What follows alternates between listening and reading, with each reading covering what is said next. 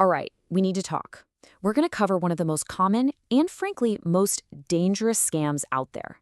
In the next few minutes, I'm going to give you the exact tools you need to protect yourself and, more importantly, the people you really care about from losing their money. You know, it always starts with a phone call. The voice on the other end, it sounds so professional, so confident, maybe even a little bit urgent. They know exactly what to say to make you stop what you're doing and listen.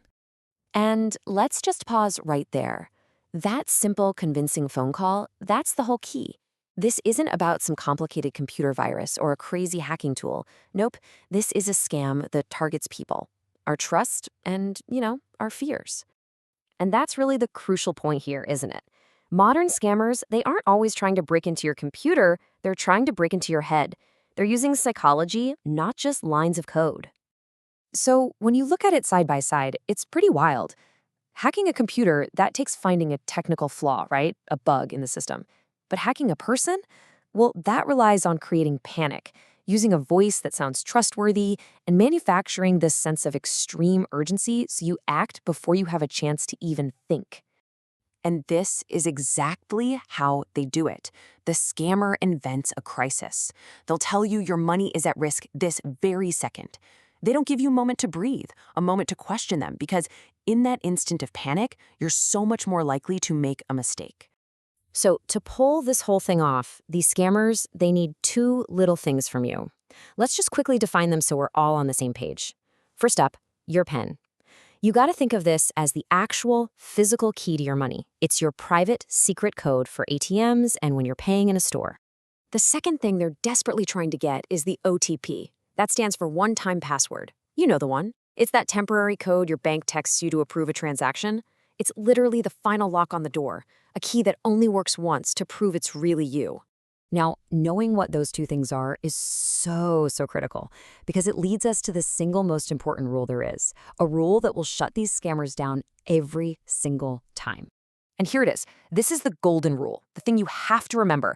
Your real bank will never ever call you up and ask for your PIN, your OTP, or your bank password. Period. End of story. They don't need to. Let me say that again, because if you only take one single thing away from this, let it be this one word: never. There are absolutely, positively no exceptions to this rule. None. Okay, to make this crystal clear, let's try an analogy.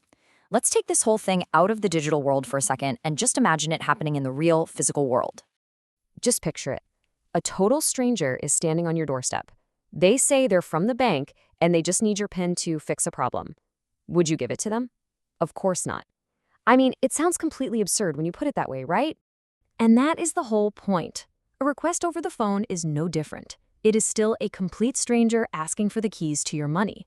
The way they ask doesn't change how dangerous the request is. Okay, so now that we get the threat, let's talk about the solution.